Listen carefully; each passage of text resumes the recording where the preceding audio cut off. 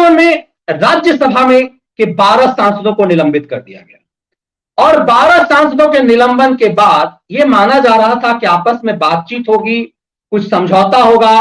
वेंकैया नायडू के घर पे, उनके ऑफिस में जाकर के कांग्रेस के सांसद, कांग्रेस की अगुवाई में भी पूरा विपक्ष जो आकर के मुलाकात करेगा। वेंकैया नायडू के पास मुलाकात, वेंकैया नायडू से इन लोगों ने समय लिया। राज्यसभा के सभापति हैं, भारत के उपराष्ट्रपति हैं वेंकैया नायडू, और हमने हमेशा जैसे कहा कि वेंकैया नायडू जाने जाते हैं अपनी विनम्रता के कारण और उसी ढंग से अपनी शक्ति के कारण। वो जितने मुलायम हैं उतने ही सख्त हैं, और जितने ही वो तुकबंदी के द्वारा मनोरंजन करते हैं उसी ढंग से वो कटाक्ष करके मारक मारते हैं। आज वो जब राज्यसभा में बैठे थे तो उन्होंने साफ कहा कि आपने सदन की गरिमा को तोड़ा है। उन्होंने साफ कहा कि किस ढंग से इन 12 सांसदों ने जिनके ऊपर कार्रवाई की है, उन सांसदों ने किस ढंग से इस सिस्टम का मजाक उड़ाया। देश के अपर हाउस कोर्ट में काम करना दूभर हो गया और वेंकैया नायडू ने साफ कहा कि ऐसे लोगों को छोड़ना, ऐसे लोगों को माफी देना इस परंपरा को फिर से आगे बढ़ाएगा। दरअसल इन 12 सांसदों की तस्वीर दिखाई गई इन्हें वेंकैया नायडू ने अपने घर पे, अपने ऑफिस में, जो ऑफिस वाला उनका जो दफ्तर है उसमें इन्हें वीडियो दिखाया गया और उनके कर्मों को दिखाया गया कि आपने पिछले सत्र में, जो मानसून सत्र था, उस मानसून सत्र में आपने कैसे कैसे को कृत्य किए। उन्होंने टीएमसी के सांसद को दिखाया कि किस तरह से तुमने महिला मार्शल के गले में पट्टा डालकर उसे जमीन पर घसीटा था। किस तरह से शिवसेना की वो सांसद जो कांग्रेस की थी, उसने बेहद बदतमीजी की थी। और जब विधानसभा में वो महाराष्ट्र विधानसभा में इसी चीज के लिए जब बीजेपी के सांसद विधायकों को निलंबित किया गया था तो बड़ी बड़ी बोल किए थे, उनके ट्विटर हैंडल से उठा करके ट्वीट्स उन्हें दिखाए गए।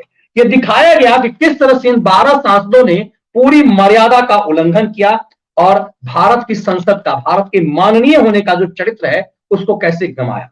वेंकैया नायडू ने इन सबको एक एक को अपनी तस्वीर आज दिखाई और कहा कि आपको खुद बैठ करके इसे देखना चाहिए कि आपने ये सब चीजें क्या किया है। उसके बाद ये कहा गया कि सदन को चलाने के लिए इन सब सांसदों को वापस ले लिया जाए। तो राज्यसभा में नेता जो हैं पीयूष गोयल, उन्होंने कहा कि माफी तो मांगनी पड़ेगी, माफी मांग लेने से में बड़प्पन है और इसीलिए आपको माफी मांग लेनी चाहिए। पीयूष गोयल ने लंबी अपने चर्चा में इस बात को कहा कि सदस्यों ने मार्शल की पिटाई की, जो मार्शल आमतौर पे इस सदन की सुरक्षा के लिए होते हैं। आप ऐसा कभी नहीं होता कि मार्शल पर हमला किया जाए।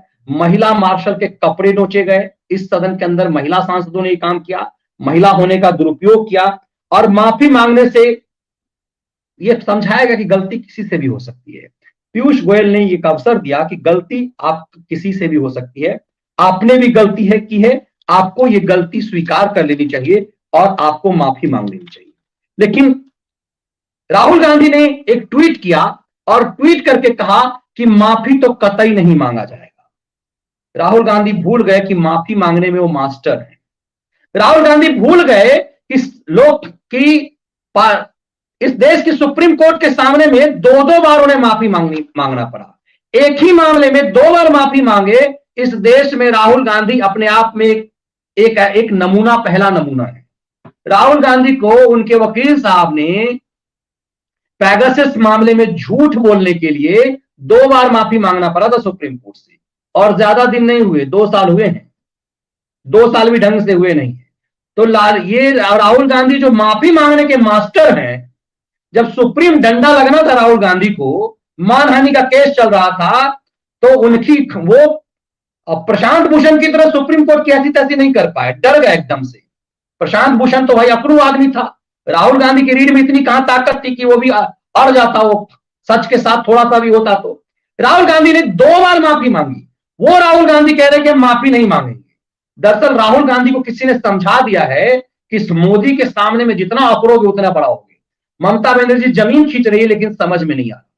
अब इस बात को समझिए कि आज वेंकैया नायडू अपने पूरे स्टाइल में थे और वेंकैया नायडू ने कहा कि यह निलंबन वापस होगा ही नहीं, यह निलंबन पूरे सत्र के लिए और नहीं होगा। फिर इन माननीयों को जब कानून समझ में नहीं आया, ये कह रहे हैं कि ये मानसून सत्र था और मानसून सत्र के लिए निलंबन था, तो मानसून सत्र में ही निलंबन होना चाहिए।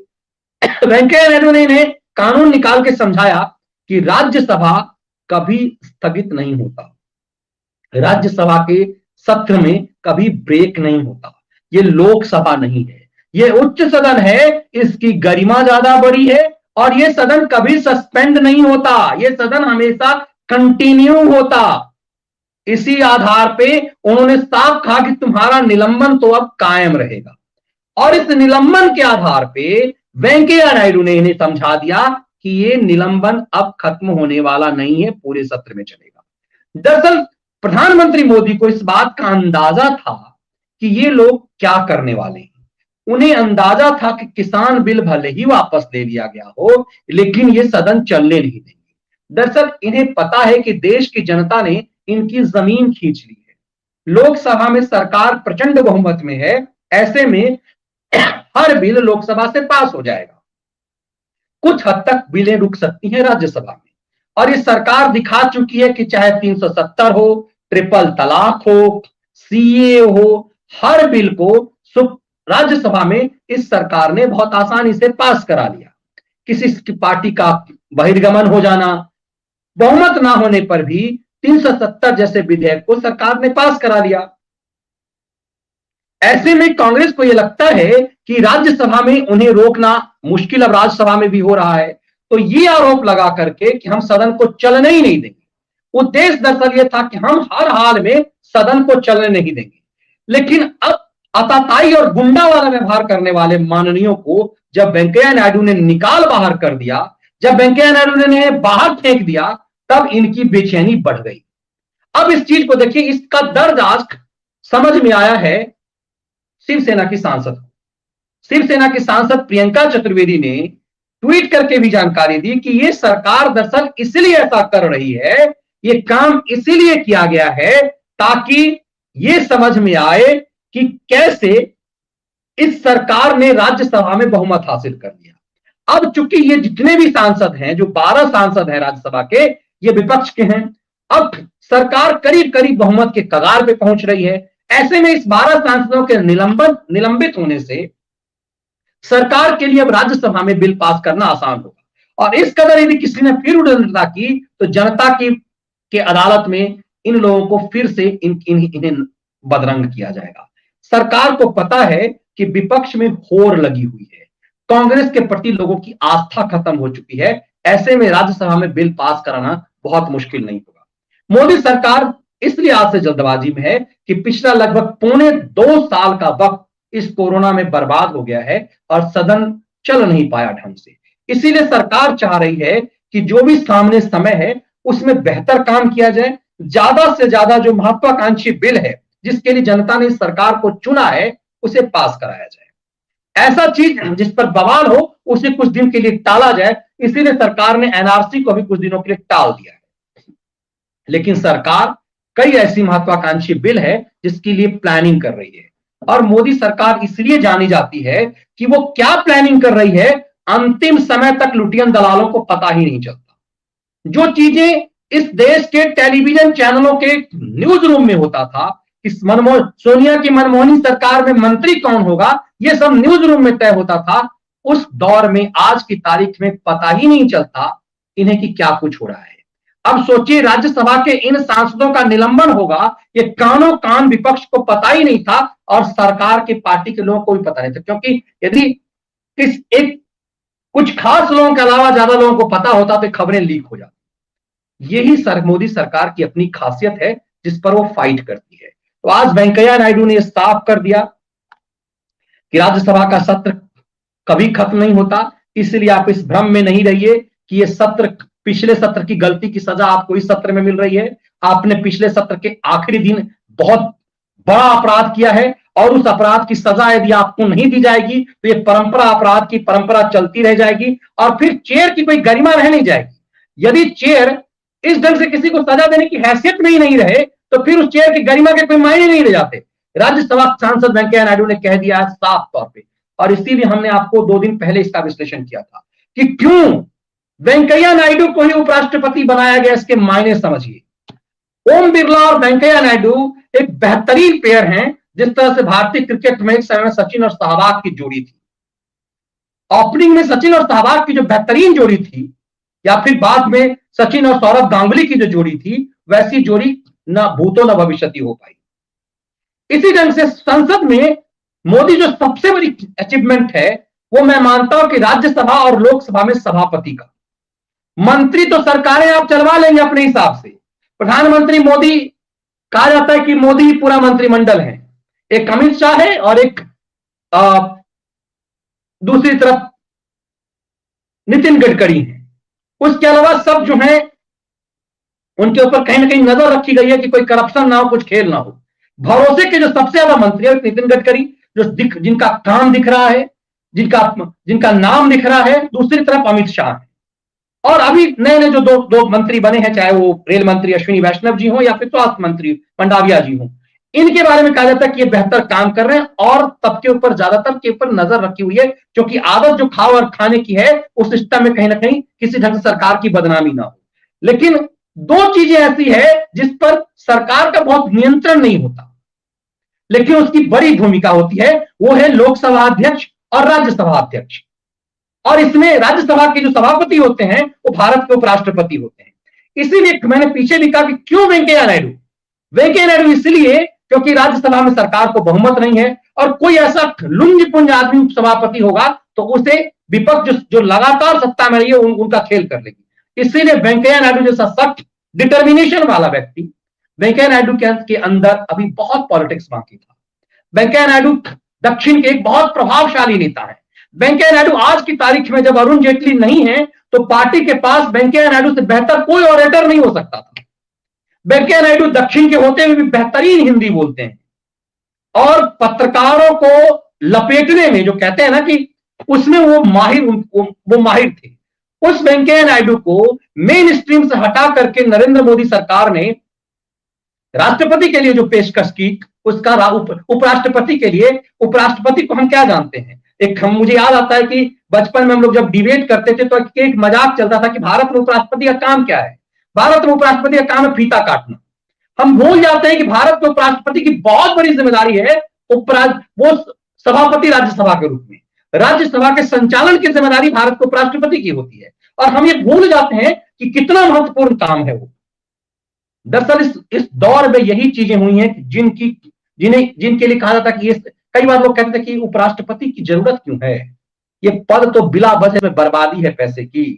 वो भूल जाते हैं कि बतौर उपराष्ट्रपति राज्यसभा के सभापति के रूप में कितनी अहम जिम्मेदारी उनकी होती है। क्यों?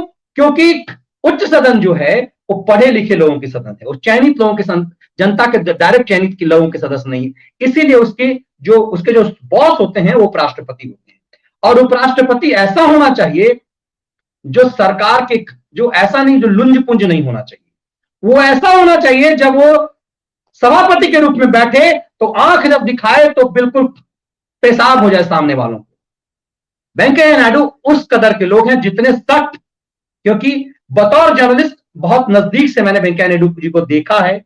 मेरे कई इंटरव्यू हैं जो वेंकैया नायडू के साथ करने का मुझे अवसर मिला। पॉलिटिकल नेताओं में मैंने सबसे ज्यादा इंटरव्यू वेंकैया नायडू जी का ही किया है।